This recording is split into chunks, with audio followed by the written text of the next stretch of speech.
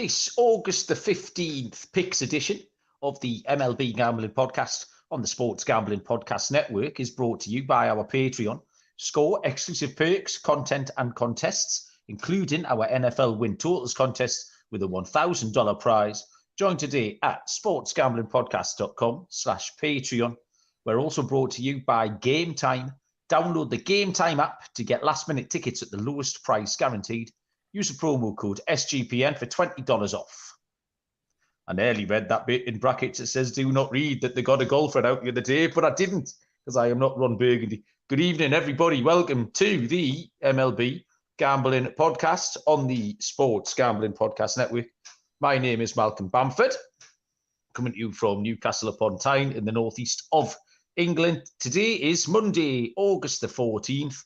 We have a full slate of action for Tuesday, the 15th of August, and we have a full panel of experts raring to go tonight. Joining us first up is Mr. Lonte Smith. Lonte, hey, how are you? Yeah, not bad, man. Looking forward to breaking down the card with you guys. Got a lot more games on the board than we did last night, man. That's for sure. Yeah, it was a bit of a struggle last night. We only had 9 games and only 4 of them were on the board, so we had to jigsaw our picks together as best we could. But we managed, Scott. Lonte, sorry. And I've given away our third leg tonight, Mr. Scott Reichel. Scott, how are you? Yeah, doing pretty well. I was watching the soccer match right before this, and I had the same exact conclusion you did. We didn't even coordinate, but I thought Man U would win 2-0. They did, and I know that was the play you gave out on the show. Having said that, I don't know what a penalty is anymore. Maybe you can explain it to me because it was in your country when it took place. So I just want to ask. Well, anywhere else on the pitch, you assault somebody. I mean, probably a yellow. Yeah, you can't just jump on. You jumped on him. But if you play for Manchester United, if it is in the 97th minute and you're at home, then it's not a penalty. Yeah, it was a lucky win on the pick. I know like TV DBG is mentioning that he backed it. It was a lucky win. However, when you bet Man United, you have to factor in the fact that they are lucky. That's a genuine handicapping tool. I don't know if you ever use that, the luck factor, the luck metric, but I've seen to Lonte just before we started, I have watched them do that for 47 years, and nothing's going to change. They'll still be doing it in 47 years' time. So getting them to win 2-0, the luck is factored in there, but hopefully they can't be that lucky again all season. Does that apply to road games too, or is that only in Trafford? Just they're just permanently. Okay. They're the team that have most got on my nerves in my life. And if you listen to the show, you'll know that I give them plenty stick. But the system play is Manchester United to win 2-0 at home, especially against bad teams, and it's cashed again tonight. I had a great weekend on the football, but we're not here to talk football. We're here to talk baseball. Full card of action. As we said on the show last night. Last night was 7 weeks until the last day of the regular season.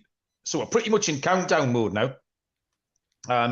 Teams will be starting to tick down their magic numbers. Teams will be starting to panic a little bit if there are a few games back in the wild card. So interesting games all down the card tomorrow. Who's in the chat tonight? I'll just say hello to everybody. I like to say hello to people. I think Jolly Boy was first in over the line tonight. He certainly was. Johnny Boy he said he's in the one state, it's a holiday day in the state that celebrates victory over Japan. Which state's that? Do we know? I think he's talking about today. I think. Yeah, but which state? No, I think he's saying in the United States, it's like an unofficial holiday. So the entire United States. I thought you were saying that there's one state. I don't think one state went rogue and started celebrating. No, I think he means like it's the United States Day for victory over Japan, but nobody really cares, so we don't celebrate it. I think that's what he's trying to say. Oh, okay, fair enough. I misunderstood. Unless Johnny's saying it's only in Rhode Island. I'm assuming that he means it's the entire country, but maybe Rhode Island is the only one that celebrates. Rhode Island, yeah. I don't know. So everyone in Rhode Island's having a lovely time by the sounds of it. Who else is in? Arsene Galani's here, Captain Encino, as well as Trev, obviously. Yeah, Rhode Island, bank holiday. That's where you should all be, boys. Something was going on in Carolina earlier on as well, and I thought you, Lonte, and I cannot remember for the life of me what it was. So I don't know why I said that. That was a bit of a conversational cul-de-sac. Probably nothing, because nothing ever happens here. That was By definitely the way, something. unrelated, I really like your hat. Looks like a Bob Ross painting. All right, it's I like your hat. It's my Bigfoot hat. I'm just saying, I like it. A little bit of sunshine over the mountains, probably somewhere in what's a That's nice why I said the Bob Sasquatch Ross state. thing. You got the landscape totally right in the background. You know? Yeah. I am a bit of a. I shouldn't probably admit this. I'm a bit of a Bigfoot fan. You know. Okay. I don't know where else we can go with that. But that's fine.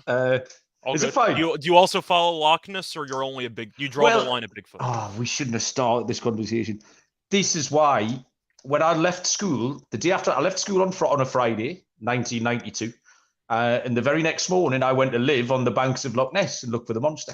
I got a job on a farm. Yeah. It's fucking ridiculous. Lonte is correct to laugh. So yeah, I've always been into me sort of cryptids, which is embarrassing to admit in this kind of forum. So I kind of progressed from the Loch Ness monster to bigger. It was World Cup '94 actually, when the World Cup was in the USA, when I lived up there. So I had a great time, drank all the beer, and made some friends and met some ladies and things like that. So yeah, it was fun and games when I was like 17, 18 years old. Right, let's stop talking about ridiculous animals. Baseball, 6:40 Eastern, first pitch. Cleveland Guardians, Cincinnati Reds. We have Logan Allen, left-handed pitcher for Cleveland. And Graham Ashcraft, my guy, goes for Cincinnati. -115, the Guardians. +106, the Reds. Total is 9.5. Scott, we'll come to you first. Yeah, so for this one, I really do think the line's correct at basically a pick 'em, because it's really tough to actually differentiate these teams. You're looking at the Reds, and they had a mediocre series over the weekend, not great, against Pittsburgh. And you have the Guardians, who had a decent series against Tampa. Can't say it was amazing, can't say it was that bad. They probably should have won the series, but of course they blew a couple of games there, and they lost by 1 run. But the point is, I think for this one, I think I'm just going to lean to Cincinnati first 5. It's really not a strong opinion. I'm not going to bet this game, full disclosure, but I do think Ashcraft is slightly better than Logan Allen based on recent form. I don't have a strong lean on this one, so sorry to disappoint all of you, but I see a coin flip game. I guess I'll lean Cincinnati because they can actually score. And I don't know if Ramirez is going to play in this game, because I know that the suspension was announced it was 2 games, but that's Sunday and Monday, right? So he will be able to play in this game? Or was that after the Sunday game? Yeah, I have no idea. No idea. He didn't play yesterday. Is that what you just said? Yeah, so he's not going to play today, right? Or do they have a day off? I got to remember if the Guardians. I don't think they play today. They're not playing today, so Jose Ramirez is out. Yes, I'll take Cincinnati. Okay, yeah, like that, Lonte. Yeah, I didn't even factor that into my handicap, to be honest with you, but it makes me like Cincinnati even more. I like Cincinnati and their team total to go over. I think it's pretty much correlated when you're betting Cincinnati. If you think they're going to win, you got to bet them to go over. I mean, they've had trouble scoring, like winning low-scoring games. But when they're winning games, the offense, they're playing well. I mean, they're 2-3 in the last 5. In both wins, they've scored 6+ runs. In the losses, they've scored 4 or less. I'm not really a believer in Cleveland. They struggle on the road, 25-34. They're below 500, so it makes sense to not be a believer in them. Yeah. Just saying, they're not making the playoffs. You can fade them all you want. They're not too far off of in that division, though, right? They're not that far back. Well, like 4 games. I think the Royals are not that far back in the division. No, the whole division's terrible. It doesn't mean anything. But yeah, but Allen, you mentioned it. Yeah, he's okay. I mean, he hasn't faced a tough slate of offenses in the last 2 months, though. I mean, Kansas City, Oakland, White Sox. I mean, Pittsburgh, I guess, if you want to throw them in there. Cincinnati hits lefties pretty well, a little over 250 on the season. I mean, I like Ashcraft. He's been good lately. He's cut down on his hard hit rate. He's only allowed 2 earned runs or less in 7 of his last 8 starts. Limited the long ball. He is only allowed a home run. He has to limit the long ball. I'm sorry. He's allowed a home run in 4 of his last 5. But I think he should be fine against Cleveland. They can't hit the 30th in home runs. So I like Cincinnati. I like the team total to go over. I thought this was pretty straightforward for me because it's 2 pitches that I like. We know I'm a bit of an Ashcraft stan. I'm just waiting for Logan Allen to sort of go long enough to pick up a few wins for fantasy purposes. And he started doing that. So with 2 pitchers I like, two offenses that we're not hugely keen on, and one of those is missing their best player. The 9.5 is way too big. It looks like a Stonewall under. So that'll be my play. 6:40 Eastern first pitch is the Houston Astros at the Miami Marlins. Christian Javier for Houston and Johnny Cueto for Miami. We have -126 on Houston, +110 on the Marlins, with a total of 9, Lonte. Yeah, so I think it's kind of short for Houston here. I mean, Miami's won 4 or 5, but all their games they could have easily lost. I think we talked about that last night, Mal, with them actually coming back to beat the Yankees. Yeah. So Houston 35-25 on the road, 37 and 34 as 47 and 34 as a favorite. I'm sorry. Miami's, I mean, they're hitting under 230 in the last 10. Houston's hitting over 260. I think the bats for Houston will be able to get to Cueto. I mean, he's winless. He has an ERA north of 5, 4 earned runs in 2 of his last 3 starts. So 5 home runs in that span. I mean, I'm not really going to try to, split the atom here. Javier hasn't allowed over 3 earned runs since early July. He's not even allowed over 4 hits in his last 5 games. So Javier's in good form. I think Houston's in good form. I think this line is short. I like Houston here. Yeah, I fully agree with you, Lonte. I'll jump in there because I think Houston are a more reliable offense. They've been hitting a lot better lately. Javier's good for 2 or 3 earned runs. Cueto has been all right. Has given up multi-homers a couple of times. So he's kind of good for 3 or 4 earned runs. And it was really that straightforward. The Houston, their last 5 wins, they've covered the spread as well. I'll tell you how confident I was in this. I handicapped this without lines. And my pick was Houston on the run line. And then when I saw the line at -126, I don't actually have to be that brave. So I'll just take Houston on the money line at -126. So yeah, I'll back Lonte up there, Scott.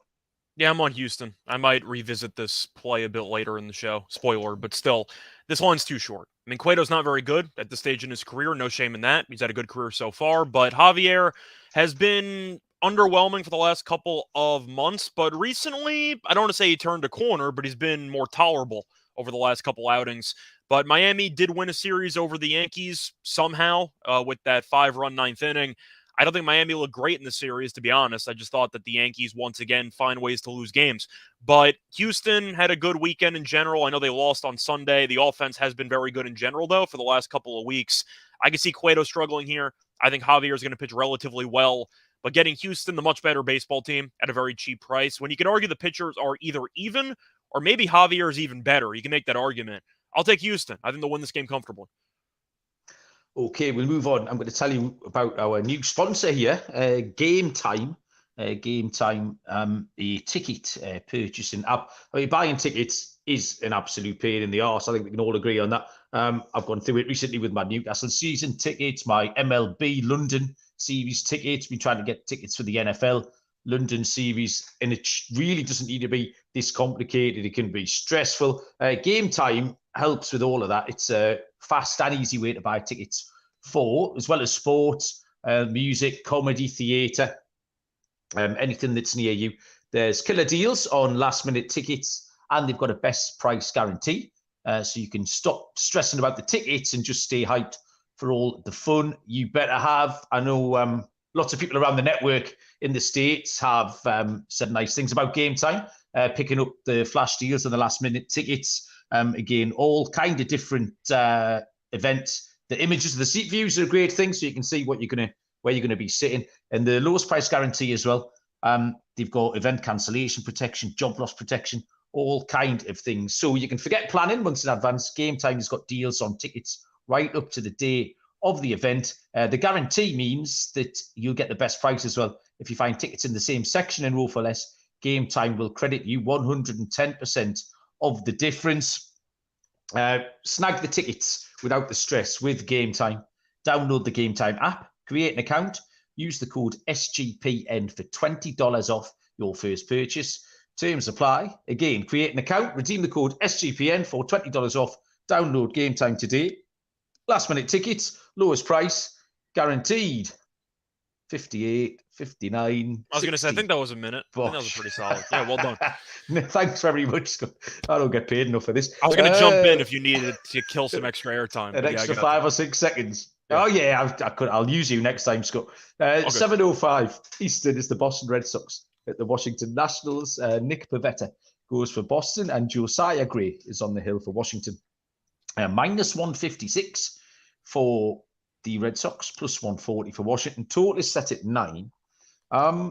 Paxton 7-3, 3.36 ERA. 3 of his last 4 have been okay, but I just think with Paxton, he is what he is. Like, wait, you see Paxton or Pivetta? Because ESPN has Pivetta listed. Oh, Pivetta. Oh, shit. Yeah, I've handicapped Paxton and read out Pivetta. It might have been Paxton, but as of right now, it was. Pivetta. Yeah, I had Paxton also. Okay, well, I'll pivot to Josiah Gray then briefly. So Josiah Gray is 7-9 on the year, 3.69 ERA. He's had back-to-back really poor starts, and as much as we liked him earlier on in the season, it's just not really happened for him lately. He's got a 5.17 home ERA, which is a bit of a problem. Washington been all right lately, though. They scored 8 twice over the weekend in 3 games. It was against Oakland. They've had 4 walk-offs in the last 7 home games as well, Washington. They've been doing it the hard way. Nick Pivetta is 8-5 on the year. He has a 4.16 ERA. And he's been a lot better lately. 3.22 ERA in his last 5 games. Again, just fairly steady. 2 earned runs, 3 earned runs, 3 earned runs. So you kind of know what you're going to get. I just thought the 9 was too low here. Both pitches are really bang average. I actually think Gray's got a bit more ceiling. But at the minute, he's just not showing it. So they can both contribute. Halfway through this game, we could be on 6 runs, and then the bullpens can get us there over 9. So yeah, it was a pretty middling pitching matchup in 2 pretty middling offenses who can get amongst the runs as well. So nothing spectacular, but I think we can creep over 9, Scott. Yeah, I'm going to lean to the over as well. I do think Gray's the better pitcher, though, so if I had to really argue about a side, I'd probably lean Washington first 5. After what happened against Oakland over the weekend, I'm not taking that bullpen, just in general. I just think that once again, Washington's bullpen is not very good. They were able to pull off the win against Oakland as they had the comeback there, but still, I'm not a fan of that bullpen in general. I think that when you're looking at this overall matchup, Boston probably finds a way to win this late, but I'll fade Pivetta at a pretty good price in the first 5. I'll take Gray in the first 5 because of it. Yeah, that was me just shouting at the kids, by the way. I apologise. I thought it was held on mute. It's a mild shambles tonight. I was hungover yesterday. Yesterday should have been the shambles. I'm back on form today. Yeah, Jojo Gray's been talked up a little bit in the chat. Johnny Boy quite likes him. So, yeah, I was interested in him, but I couldn't bring myself. Lonte, did you pick a side here? Yeah, I was going with Washington here. But it was more so I was fading Paxton, but I guess I can shift to. I mean, Washington, they're hitting almost 280 versus lefties on this. Well, he's not a lefty. Okay, so yeah, all my handicap is all my handicap is of Jordan Montgomery, but I think Washington's been playing good as of late. Just to hit on them, I mean, they won 7 of the last 10, 3 straight. They scored 19 runs in that 3-game span. I mean, Boston's won 4 or 5, but I wasn't too impressed with them. I think they could have easily lost a couple of those games. Also, both teams hitting almost 260 on the season. Washington hitting exactly 260 in their last 10. So I agree with you, man. I think we see some runs here. I like Gray pretty. I mean, he hasn't been sharp in his last 2 starts, but I think he can get it done here as a dog at home. I mean, the offense will give him some run support. I think that'll be there. If he can limit some of those home runs, I think he'll get. I think we can get to the window. I like the first 5 call by you, Scott. I'd also lean with Washington full game also. 7:07 Eastern first pitch is the Philadelphia Phillies at the Toronto Blue Jays. Zach Wheeler for the Phillies and left-handed pitcher Yusei Kikuchi for Toronto. The lines are minus 120 for Philly, plus 102 for the Blue Jays. I've seen totals of 7.5 or 8, whatever takes your fancy. Scott? For this one, it's difficult because the question is which of these teams do you want to trust? It's a tough call. I'll let one of you go first if you want. Maybe you can sway me in a direction. I mean, I can go now if you. Yeah, go on. Hit us, Lonte. I lean to Philly. I like the over. Philly one run combined in the last 2 games, but the offense, they've been electric outside of those 2 games. 27 runs in the previous 3. Toronto scored more runs last night than they did in the 4 previous games combined. So I mean, that's once again, it's why I'm really torn on this one because I don't trust Right. either team. Right, me either. So that's why I'm leaning with that's why I'm going with the over here. I think both offenses can wake up and score some runs here. Both teams hitting they're almost hitting 290 in their last 10. So the bats are pretty good. I think both pitchers are probably about the same. I mean, Kikuchi, he's been in better form, but I mean, he can be a bit erratic. Also, he's better at home. Wheeler, pretty much the same. I think it depends on the run support of how he pitches. So, I mean, it is a tough call. I'll lean with Philly. I think it's more so like you can bet the dog in each of these games in the series and come out profitable because I think it'll be that good of a series. But for this game, I lean with Philly. I like the over. Yeah, the first thing I picked up here was the Wheeler out possibility. He just got great length. He's going minimum 18 outs, 6 innings. So if you can get a line on that over 17.5 or something, that's pretty reliable. That's gone back at least 5 games. But I can just see a bit of a pitching duel here. Kikuchi's been, max 1 earned run recently. 124 ERA in his last 5 starts. And like I say, Wheeler's been great as well. So a first 5 under for me in a pitching duel I will take. I think that's where I was going to end up going in the end, just because Kikuchi's given up 1 earned run or less in 5 straight starts. So he's been very solid. Wheeler has been fine, 6 innings, 3 runs kind of performances, but I think I'm with you on the first 5 under. I don't know what to expect from both offenses, but with these pitchers, I guess I'm leaning under. 7:10 Eastern first pitch is the Pittsburgh Pirates at the New York Mets. 2 lefties going in this one. Bailey Falter for Pittsburgh and David Peterson for the Mets. Plus 115 on the Pirates, minus 132 the Mets. Total is set at 9. Bailey Falter, 0-7, 5.21 ERA. He's been going relatively short starts. A couple of them have been okay. But his ERA and his record tells you everything that you need to know. Pittsburgh have lost 4 of his 5. Split a doubleheader with the Reds yesterday. They're not pulling up any trees really at all. We talked, myself and Lonte, about how far checked out the Mets appear to be. And then they came back and they had a little comeback win yesterday for Dylan. Dylan was there. Well, they almost blew it. On his birthday night out. Well, I thought they kicked. Did they not come back and win? They were losing when I went to bed anyway. They scored 6 runs in the 5th inning, and then they were up by 4 runs or so, and they gave up 3 of the 4 runs, but they held on at the end. So I knew they were behind when I went to sleep, so I didn't catch the rest of it. But Peterson, he does a little bit of long relief or sort of a piggyback opener. You get maybe 10 outs, he'll be his limit, but he's okay. And all of his games have been low-scoring games as well. 4 of the last 5 he's played in. There's been 7 runs or fewer. And that speaks to the problems the Mets are having offensively. Obviously, they did get a few last night. You've got 2 similar profiles of pitcher here in that they're both sort of 3 or 4 inning merchants. And you've got 2 similar profiles of teams, really. Teams that are just on the downgrade from where we thought they might be. The Mets are favourite, but I can't take them too short. I'm going to take the under. I'm just going to be a rubbish, boring old game. Someone will win 4-2. 9's too many. I'll take the under, Lonte. Yeah, I'm kind of on the over. I lean to Pittsburgh at the plus money. I mean, Pittsburgh's over in 8 of the last 10, 5+ runs in 3 of the last 5. The Mets, the bats struggle versus Atlanta, but they got going in that last game, like you mentioned. But Falter, he's allowed 4+ in 3 of his last 5. He also hasn't been getting out of the 5th inning in 5 straight games. He hasn't went over 5 innings, so that's something to watch for. And while the Mets are reeling, I don't put a lot of faith in them. That's why I lean to Pittsburgh here.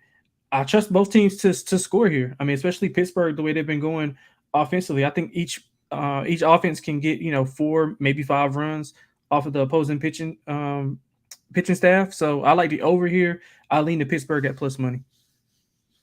Scott? Yeah, I'm in the same boat here. I'm going to go with the over, but I am also going to lean to Pittsburgh. Simply put, Pittsburgh's been decent the last week or so. I've talked about them on the show, offensively being pretty solid recently. The Mets woke up yesterday, kinda, but they're still not a good baseball team. In fact, I think they have the exact same record. They do. So they're basically the same team. I just think, once again, with the Mets being... The only problem is I want to take Pittsburgh confidently, but I really don't think Falter's any good. So I'm really just torn here. I think I'm just going to go with the over. Maybe Pirates team total over. I'll just fade Peterson by himself, but I like how Pittsburgh's played. They've been playing some better baseball lately, and the Mets are rolling over every single game besides yesterday. But I think from what I saw with the Mets pitching staff, whether it involves the starters or even the bullpen, which has been a mess, I'll go Pittsburgh team total over. I think there's a couple ways to get there. Yep. Kid Brian Hayes been hitting the ball pretty well. It's been really good. Yeah, really, really good. 7:20 Eastern first pitch. New York Yankees at the Atlanta Braves. Luis Severino for the Pinstripes, and Bryce Elder will go for Atlanta. Plus 184 on New York, minus 200 on the Braves. Total is 10.5. It's a big number. Lonte, can we get up there? I mean, I think we can. I mean, the offense of the Yankees has been okay. I mean, not horrible like they have been, in recent iterations of the season. But I mean, it's only two bets to really make here. If you like Atlanta, you bet them on the run line, and you bet them their team total to go over. I mean, with Severino on the mound, you gotta fade him. I mean, he's got no confidence. And against this lineup, I doubt he can probably get out of the third inning, if that much. I mean, he's had a home run allowed in 7 straight, failed to go deep into games, like I mentioned in his last 3 starts. 19 earned runs in the 3-game span. I mean, I got this from Sarah Langs on Twitter. Atlanta in the first inning, 116 runs, most by any team in any inning. 163 hits, most by any team in any inning.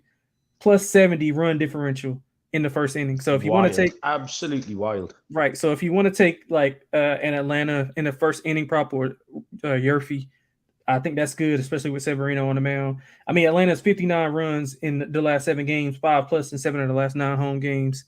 They're going to mash Severino here. So I'll take the over and look at the Atlanta team total over and the Yerfy for that first inning also. Yeah, I'll co-sign Lonte. All the reasons you've given for fading Severino, but I'm just way out on Bryce Elder as well. And this was predictable. This was coming. People were talking about this and especially in fantasy circles, people were saying that Elder couldn't keep getting away with what he was doing. And he's been absolutely exposed lately. So I think both can give up. Marcell Ozuna has been hitting great, 11-game hit streak for the Braves. Ozzy Albies left yesterday with a bit of cramp. So we'll just see. I think they've had 4 players start every game, I think, so far, Atlanta. We're just a little bit of chat in the comments there about how much effect a manager has. I mean, the Atlanta Braves manager just rules the same people out. I think Charlie Culberson got cut last month. He'd been on the roster the entire season and got into 8 games. Wasn't his dad supposed to throw out the first pitch and they cut the son like the day that his father was supposed to throw out the pitch? Wasn't that a thing that happened? I didn't hear that, but it's funny. I like it. I'm gonna look it up because I'm pretty sure that's a thing. But you just think I don't know, you could to get people even a couple of innings rest when you're 1-0 up, you could go and send him out and stand in right field or whatever. But he just sat there for the entire season. But yeah, June 19th, Charlie Culberson's dad was scheduled to throw out today's first pitch, and they DFA'd the son, so they canceled the father from throwing out the first pitch. Oh, man, that's mean. I thought that happened. Yeah, okay. Yeah. Over 10.5 is the answer, Scott. I'd agree with you, but I'd rather just take the Braves. I don't have faith in the Yankees, but I think Severino is going to get killed. I can't believe he's still being used, so I think that the Braves are going to tee off against him. Opener, no opener, doesn't matter. Braves are probably scoring 6 in the first 5. I'll take the Braves first 5 team total over. I'll take the full game team total over. Probably the run line. I mean, after what happened against Miami on Sunday, I have a hard time believing that the Yankees team is not just going to totally roll over in the immediate future, especially with a trip to Atlanta where they've killed a lot of pitchers that are better than Severino. Give me the Braves over. I think they score 9, probably maybe even more in this game, but it should be an ugly series here in Atlanta for the Yankees. Give me the Braves in almost every single way. The Sports Gambling Podcast Patreon is a good place to be. You'll get exclusive access to contests, including the NFL Win Totals contest. It's got a $1,000 first place prize. There's weekly contests as well, just for the Patreons. The SGP Stories podcast, the Discord channel is a belter. You can help us prevent corporate gambling. Do your part and sign up to the Sports Gambling Podcast Patreon, which is at sportsgamblingpodcast.com/Patreon. That's sportsgamblingpodcast.com/Patreon. 7:40 Eastern first pitch is the Detroit Tigers at the Minnesota Twins. Alex Faedo for Detroit, Bailey Ober for Minnesota. Plus 167 the Tigers, minus 192 the Twins. Total is 8.5. Alex Faedo is 2-4 on the year with a 5.80 ERA. He's capable of throwing in the odd good start, but you're a better man than me if you can predict when they're coming. It's kind of a needle in a haystack. Still walks too many batters. The anomaly here with Faedo is his last 5 starts have all been at home. This is his first road start in ages. He's got a 4.66 road ERA, harking back to when we did see him on the road. Bailey Ober is 6-6 with a 3.40 ERA. But again, another one who's just leveled out. There's a lot of these good pitches that we've liked. Josiah Gray, we mentioned already. 5.88 ERA in his last 5 games. So neither pitcher has done well against the opposing team here as well. They've both had one start against the Oppo and got smashed up a little bit. I'm fully aware that I've taken a load of totals tonight, but what you're going to do? Over 8.5, I think. Here, Scott, please. Yeah, I'm on the same page. I actually had action on the last head-to-head meeting between these pitchers, and I'd Gallo under half a run, and he hit a bomb against Faedo in the second inning for me to lose. So I'm on the over as well. Faedo, I'm not a fan of. I don't think he's very good, simply put. And Ober's given up 11 hits in 2 of his last 3 starts. So he's been getting shelled recently, including 11 hits allowed against Detroit, and that game landed 14. That was the same game against Faedo. I'm on the over. I see runs here. I know Detroit's offense isn't very good, but I don't trust either pitcher. And we saw each lineup tee off against this exact pitcher about a week ago. So I'll be on the over in this one as well.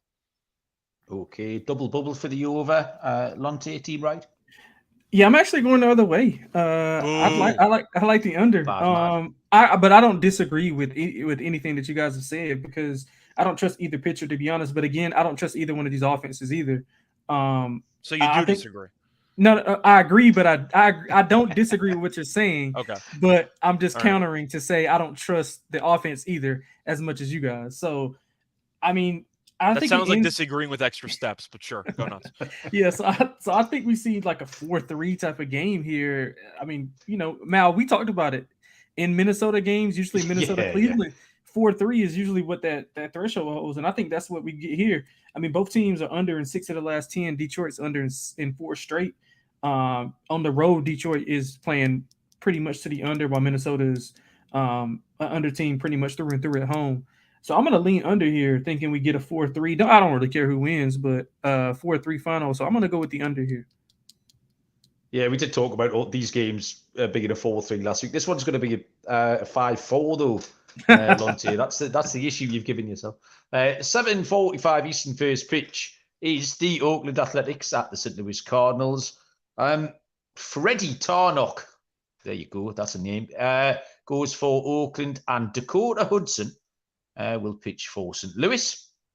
Plus 210 on the A's, minus 235 on the Cards. Total is set at 9. Scott, do you know much about Freddie Tarnock? I know he's not very good. I'll tell you that much. But I'll go with the Cardinals run line here.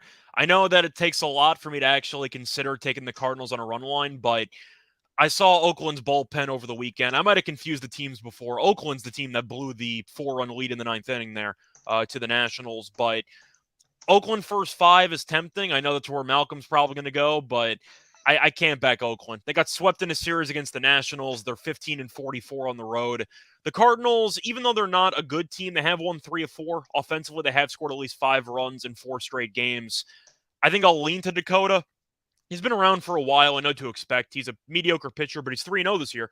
So I'll lean to the Cardinals on the run line. I want nothing to do with Oakland, especially after that weekend series. Lonte. Yeah, I want nothing to do with either of these teams, to be honest with you. I was going to bet it, but no. I'm agreeing with you. Like, I can't fault you for taking either side. Like, I don't fault you for taking St. Louis, but I can't take either side. I'll lean to system play that we got, Mal. I gotta have the first 5. I'll lean there, thinking that Oakland can keep it close. Maybe we get a 0-0 tie, 1-1 tie here. So I'll lean that way. I don't know much about Tarnock or however his name is pronounced, but I know the Oakland offense is atrocious. St. Louis, I don't have the numbers in front of me, but I can imagine that they have a losing record when laying a number this hefty. I can pretty much promise you that. I'll actually get that before the show's over. But yeah, I'll lean Oakland first 5. I don't trust St. Louis.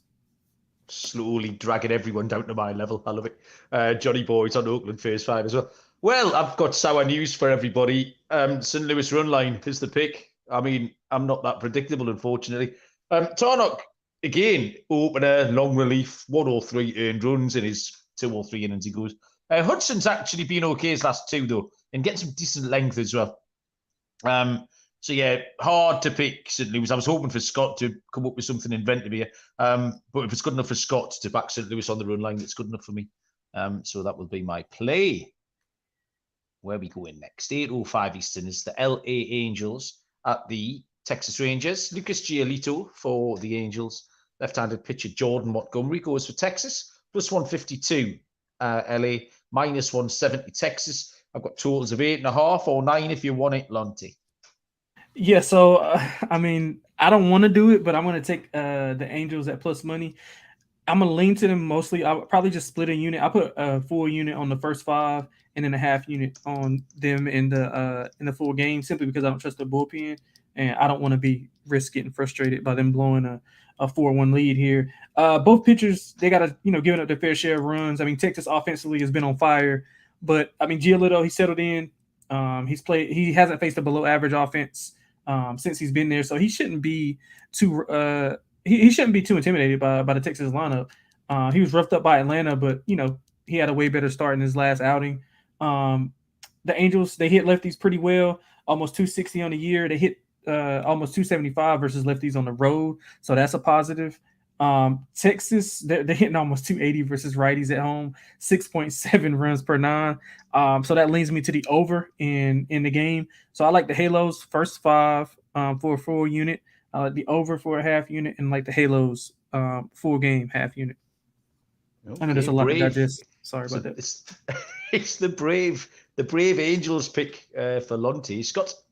Yeah, for me, I'm going to lean to Texas. I just can't trust the Angels at all.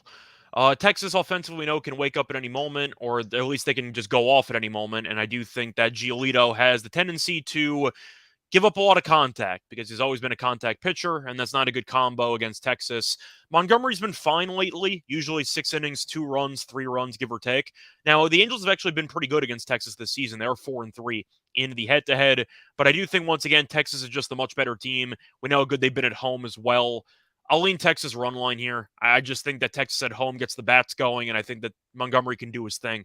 So I'll go with the Rangers. Shout out to the Angels, though. 1 game below 500. Yeah, Giolito's just not helping with the Angels. They traded for him. They traded for a bunch of guys. I don't know how many have even contributed at all to the cause. Yeah, it's just he is another rubbish player. And Texas, as you said, the amount of runs that they score at home, they've got a very explosive offense. So Montgomery's been good. 6 innings pitched, 2 or 3 earned runs. It's good enough for this to get. It's good enough to win this game. And the possibility of Ohtani. He's just fatigued. They pushed his start back. Whether or not he gets a day or 2 rest, though, because if they take him out for a day, then the Angels will completely fall apart. So, yeah, it wasn't a big or clever pick, but it's Texas on the run line for me. Big Baz has joined us in the chat. Hello, Baz. Baz is on his holidays. He's in London.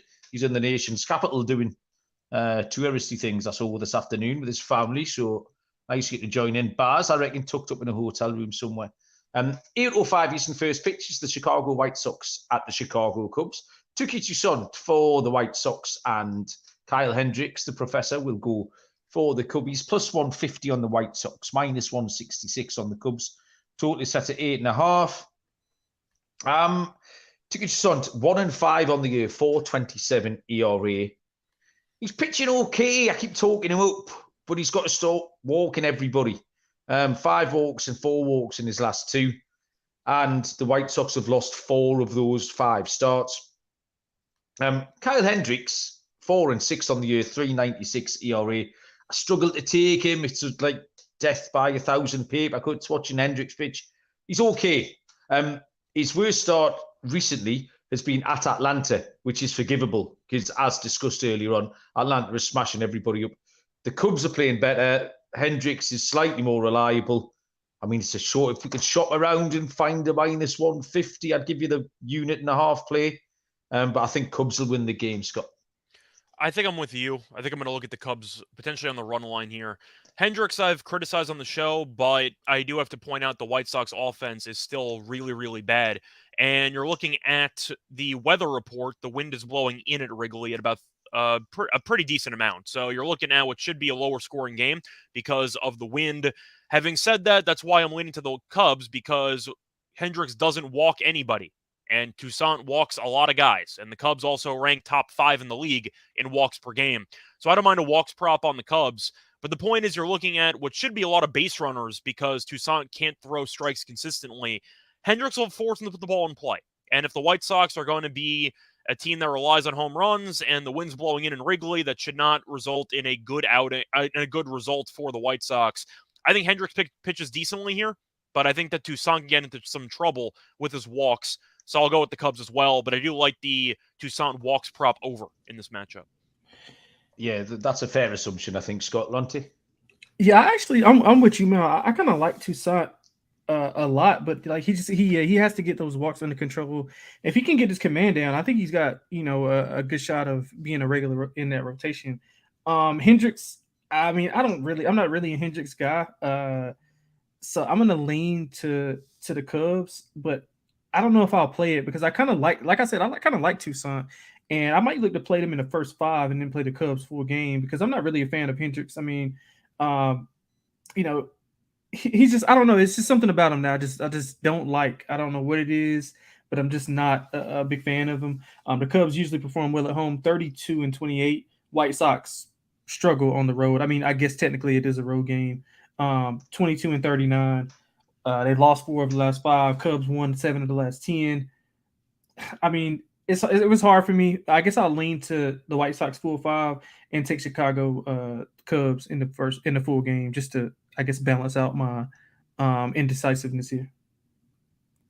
Okay.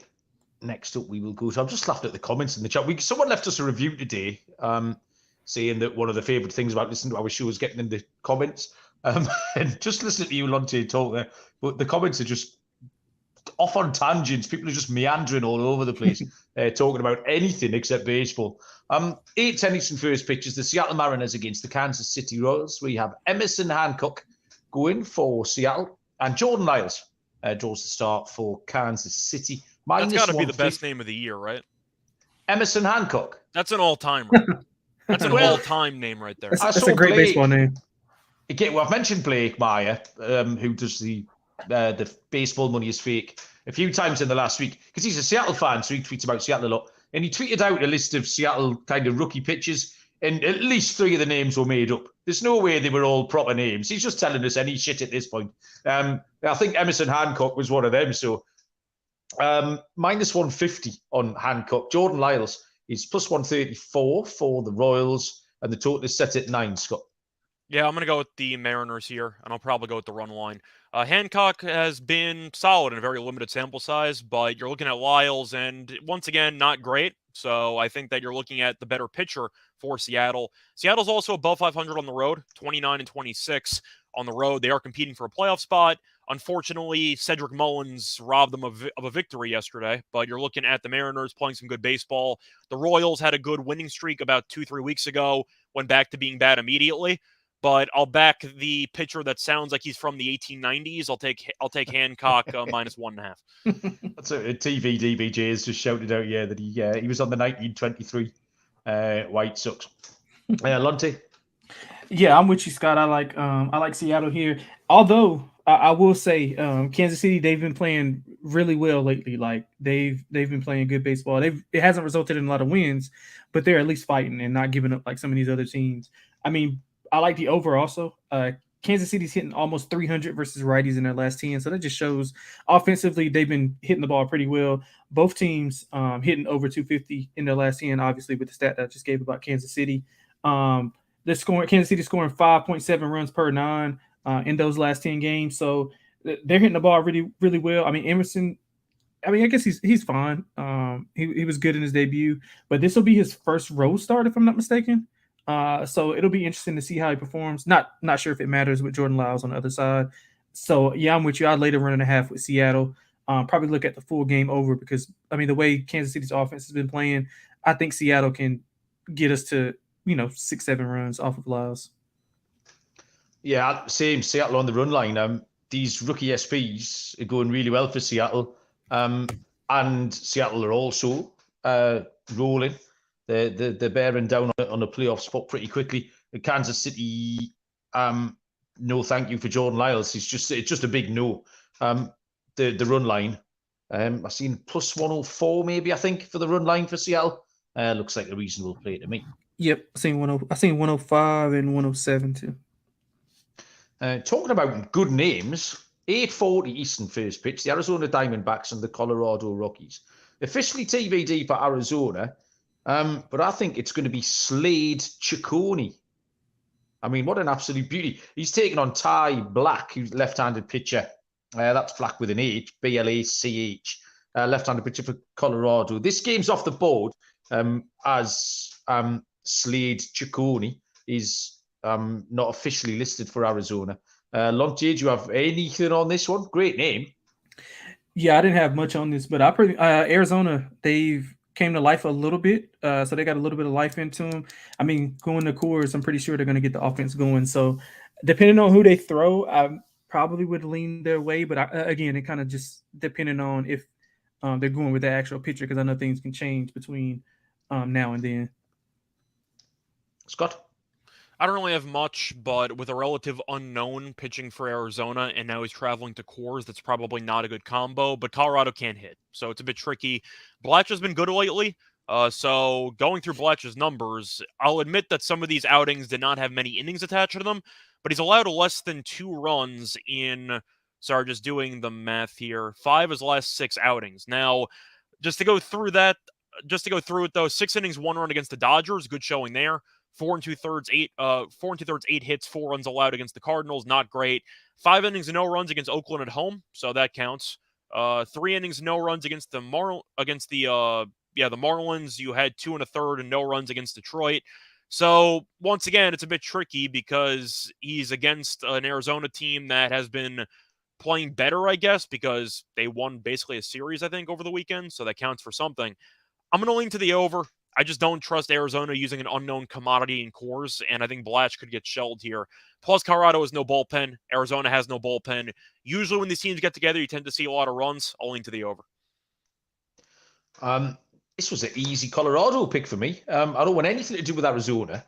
And the fact that they're throwing possibly Slade, Ciccone, or whoever it is. I mean, Merrill Kelly's been slated a couple of times and keeps getting pushed back as well. But I don't want anything to do with either of those in Coors Field. And we talked Black. Were you going with Blatch, are we? We talked him up last week against the Dodgers, and he pitched really well. So I'm happy with him being able to back that up. And even if it turns into a bit of a shootout, then Arizona have just stopped winning. Like, yeah, okay, they got a couple over the weekend, but completely and utterly unreliable. I'll take the Rockies. 9:40 Eastern first pitch is the Baltimore Orioles at the San Diego Padres. Jack Flaherty for Baltimore and Michael Wacha for San Diego. Plus 128 on the Orioles, minus 140 on the Padres. Total is set at 8.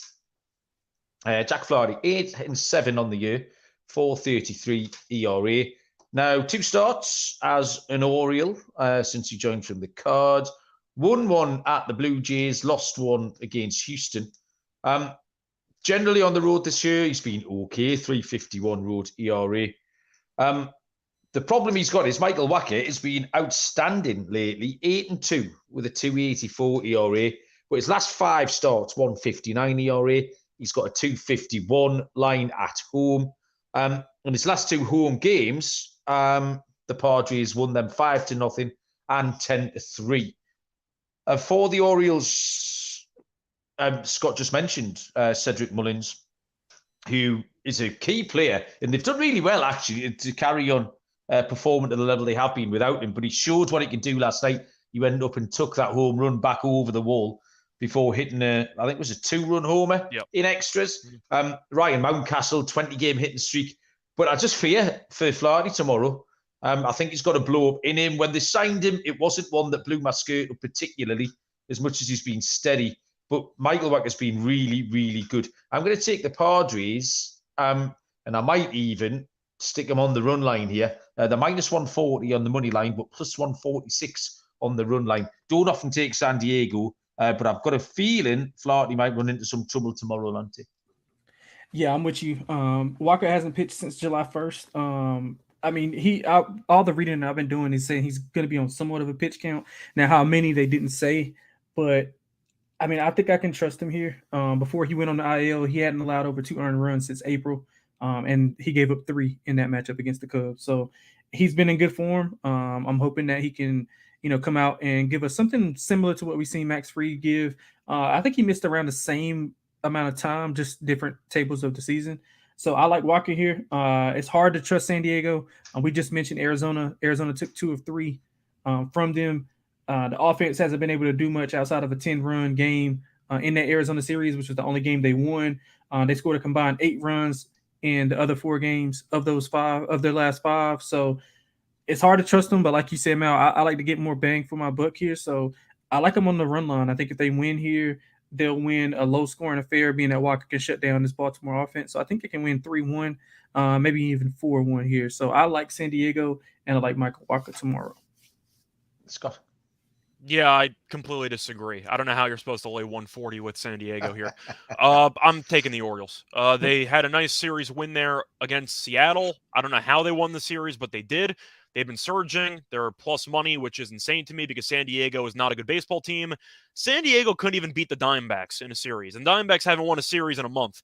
So I'm not taking San Diego. Waka's been good this season, but I'm not going to be laying 140 with a pitcher that has not pitched in over a month. I think that's just an insane idea because he's going to be on a pitch count. So if Waka's probably going to go 5 innings. Don't lay to 140. Don't lay to 140. Go to the run line like me and Mal are doing. I'm just not going to do that because Waka's probably going 5 innings on a pitch count, and then you got to deal with the Padres bullpen for 4 innings, and we know how bad that can go. So I'm going to go with the Baltimore Orioles plus money here. Flaherty I don't like. I think that he's fine, but is mostly expecting a very limited workload for Waka. He might be rusty as well. And San Diego invents ways to lose games. I'm not backing the Mets of the West at minus 140. I'll take the Orioles money line to plus money. You make several good points, Scott. I'm considering scribbling out my I consider the first here. 5 if you're going to take San Diego, but I can't take a full game line when Waka's definitely going to go 5 innings max.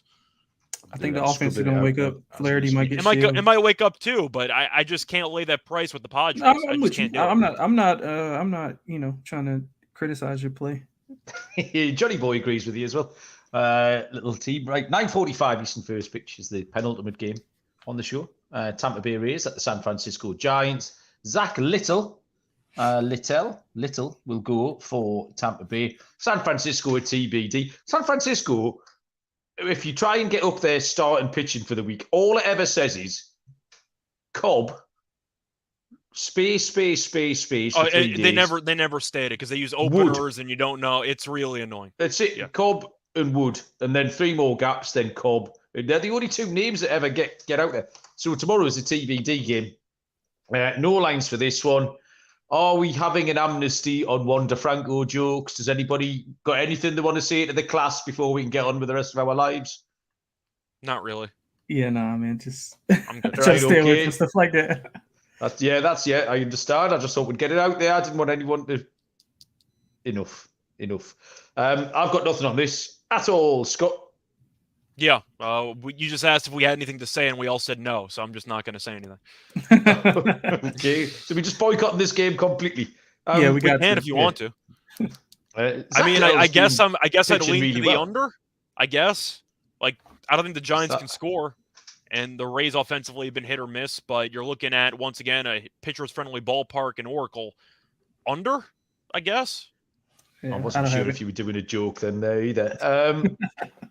Tampa Bay, Little's been pitching well. And Wander's not playing, so under. Yeah, I'll go under. Right, okay. Lonte?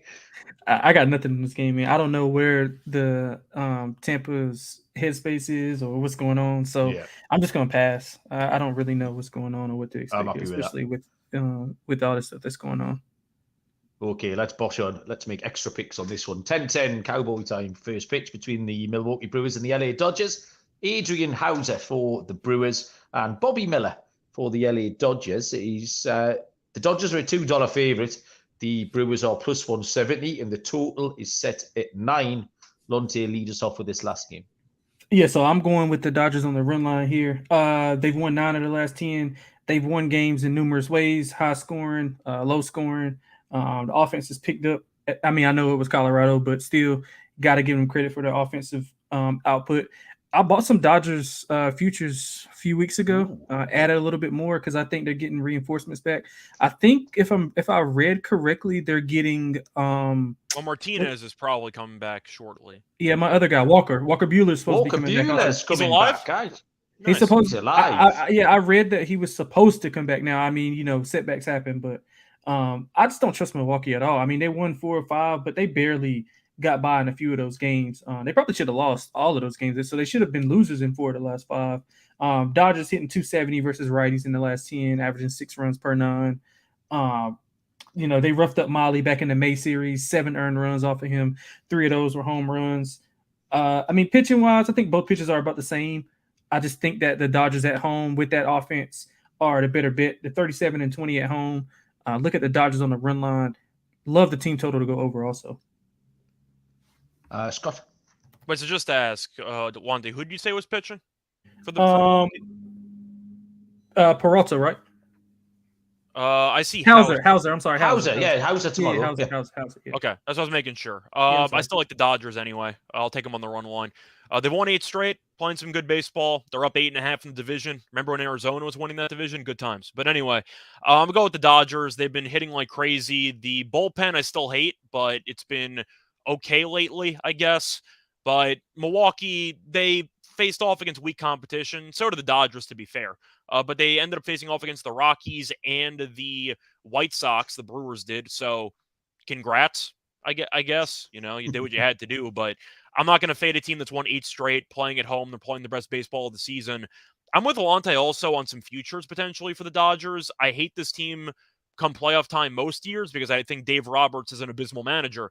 But everyone's on Atlanta, and I do think that rotation could be a problem in the playoffs because I really am not sold on Atlanta's rotation.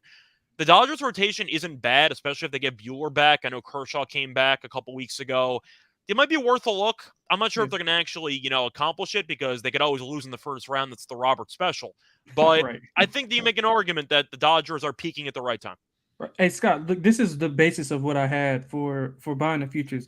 My thing is they've had better teams and been, the favorite in most cases when Roberts usually flames out. The expectations are low. Yeah, the expectations are a lot lower than what they usually are. So I think it's kind of a buy low opportunity. Although the price, is still they're still the Dodgers at the end of the day, so they're still going to take money. That was the case with the Nationals, right? Because they had all the expectations for a couple of years, they fell short, and then nobody picked them to do anything, and they ended up winning the whole thing. But the Dodgers always have expectations because of the payroll. So I'm not sure if that's going to apply because they're in a big market anyway. But the more that I watch Atlanta, I still love that team. Don't get me wrong. They didn't do enough to address the pitching, did they? Like Atlanta's pitching has some issues. I mean, I guess they're banking on Free coming back, and then they're going to get. Soroka tried to come back. That was a disaster. Elder's been kind of struggling lately. Chirinos is a waste of a spot in a rotation. Oh my God! I don't know what Atlanta's rotation even is. Yeah, Chirinos is horrible. They got to get him out of that rotation. Malcolm, you have any thoughts? I think Atlanta's rotation is kind of a problem, and nobody's really talked about it. Well, yeah, even Strider's been vulnerable lately. We've faded Strider a few times. He strikes 10 bars out every week. But he gives up plenty of runs. He's hit or miss at this point in his career. I don't know how many starters actually like in the rotation. And you just mentioned the Dodgers, Kershaw getting Buehler back. The recent form of Arias cannot be underestimated as well. Lance so there's Lynn 3 solid, totally atrocious. Starters that you can throw out in playoff series. And Bobby Miller, the pitcher we're handicapping for this game, Bobby Miller's been really good.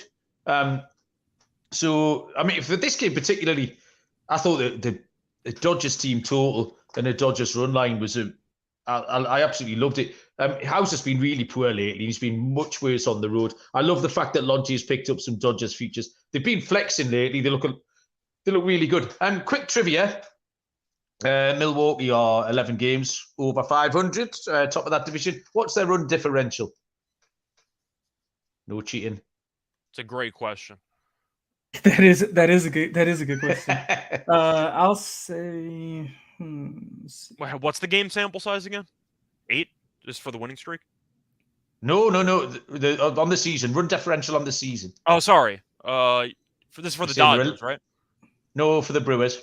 For the Brewers. You wouldn't just probably, none of that question. I would say they have a negative win differential. No, I was going to say, I think it's going to be close to even. I'm going to say +3. I'll say -1. It's +6. Okay, all right. I mean, the Cubs in second place have a run differential of +64. That kind of tells you where they are. And then the Dodgers +136, Atlanta +193, Texas +181. Are you implying that the Brewers might be a bit fraudulent? Is that the point you're trying to make? Implying that they're shit is what I'm implying. Dodgers run like something mucking about. And I think, ladies and gentlemen, boys and girls, we've managed to get to the end of those 15 games. Started off a bit wobbly, but we picked up some momentum near the end. Lock and Dog, Johnny Boy wants Lock and Dogs. I mean, I don't know where he is at the end of the show. Well, he also wants totals. No, he was talking. We're gonna have to negotiate that. Yeah, I misunderstood that too. So that's on our contract. We're gonna have to negotiate that. Yeah, tell message Moonoff and tell him to put that into our contracts. Okay, Scott, you can lead us off. Yeah. So for the lock, I got to remember what I even liked on the card. So for the lock in this one, I think I'm going to go back to the game we talked about early on that I'm sure a lot of us like. I'm taking Houston at a cheap price. I can't believe the price is so low fading Cueto. Once again, the Marlins had a nice series win. Bit fortunate, but still counts. Houston has been really good ever since they got their reinforcements back. They're, in my opinion, still going to win the American League, so I'm still high on that team. Give me the Astros at a very cheap price. I think that price is going to balloon upwards. Probably going to close at like 140, 150, because I don't know who's going to bet on Miami tomorrow. But Javier, as bad as he's been, 8-2 record. Cueto's 0-3 on the season. In fact, I'm pretty sure Miami has not won a single game that he started in the season. No, they did. They won their last game against Cincinnati. That's the only game they've won that he's pitched in. So I'm going to go with Arizona money line as my lock there. And you have the price on that again? What was it, like 126 or something cheap? Houston, sorry, yeah. Yeah. Houston -126, yeah. I'll take that as my lock. And for my dog, I'm going to fully fade both of you. Give me Baltimore money line against San Diego. Okay. I think that's a terrible price for San Diego. I don't know how I'm supposed to lay that big of a price with a pitcher who has not pitched in over a month against a very good offense who should be on a pitch count, and the bullpen's useless, and they lost a series to Arizona. Arizona can't play. They've been terrible for a month and a half. Give me Baltimore money line at a pretty solid plus price. I think that price is insane. Yeah. Make sure we clip this when San Diego wins 7-0. San Diego could win, but on principle, I'm not laying 140. I know Flaherty's got his own problems, but San Diego should be like -110, -115. 140 is an insane price. Scott can send that T-shirt back that we haven't sent him yet. From last week. I'm still waiting for you to send it to me. I'll wear it on the show if you send it to me. Lonte, what have you got? Yeah, so with my lock, I'm going with a plus money dog. I'm going with Cincinnati at home. I think they're still like plus even money, plus 103, if I'm not mistaken. Is that what you see, Mel? I don't want to give out a stale number. Where are we going? Cincinnati. Plus 106. Yeah, so I like Cincinnati at home. I don't think Ashcraft should be a dog at home. I know Cincinnati's had problems offensively, but I think they can wake up here against Allen. You know, he hasn't faced any offenses of this caliber. Cincinnati correlated to the team total. So if you like Cincinnati, bet the team total over also, as I will be doing. Cincinnati's, matching lefties, a little over 250 on the season. So Ashcraft been great, 2 earned runs or less in 7 of his last 8. Plus money on a better pitcher, better offense. I think that's a bargain here. I like Cincinnati to get it done at home. As for the dog, I'm going to go with something that we all like, unlike Scott. I'm going to go with Seattle, laying the 1.5. I think it's too short with Jordan Lyles on the mound. I know the pitching is kind of a question mark for Seattle, being that, it's just kind of his debut on the road. But both teams are pretty much hitting the ball well. And I think Kansas City is, prone to not showing up. And Seattle is a little bit better offensively and have a little bit more to play for here. So I like Seattle -1.5. I think you can get that at plus 150 150, 148, 150-ish. Yeah, that looks about right. Yep. So I'll take them as my dog. Yeah, I've got the same dog, Lonte. I have scribbled out the Padres on the run line, Scott, so I've let you get to me, but I'm going to take Seattle. I do like Hancock, and you just have to fade Lyles at this point. Seattle going along really well. And I'm going to take another run line at plus money for my luck. I just think this last game that we picked up, the Dodgers, I really like Bobby Miller, who's been going well, and I'm way out on Hauser at the moment. And the way the Dodgers are rolling, they're in a good spot at the moment. A home game against this offense in this picture will hold no fears at all for the Dodgers. So they're plus 104. And Johnny wanted a total, so we're here to please under 9.5 Cleveland, Cincinnati. Johnny, there's your total for the day. I love those two pictures. I do like a couple of the players, but the offenses are a little bit mediocre. So we'll get that one under 9.5. And that is that, boys. Anything else we need to tell the people before we go? Yeah, if he wants another total, Halos, Texas over. I think that's going to fly over tomorrow. Okay, there you go. Yeah, over 8.5 in that one. Like that, Scott? I got nothing else to say. Still waiting for my T-shirt. we got to get another parlay. Yeah, okay. We'll see how the Padres get on tomorrow. Thanks, Scott and Lonte. That was loads of fun. Cheers, everyone in the chat as well. That was also lots of fun. Several topics of discussion in there. We'll be back tomorrow in some iteration or other. Good luck with all your picks. Go and find all the other content on the network. Use the Patreon and leave us some reviews as well. Reviews are great. We don't get enough of those, so go and do that before you do anything else. Until tomorrow, though, we'll see you down the road. Cheers.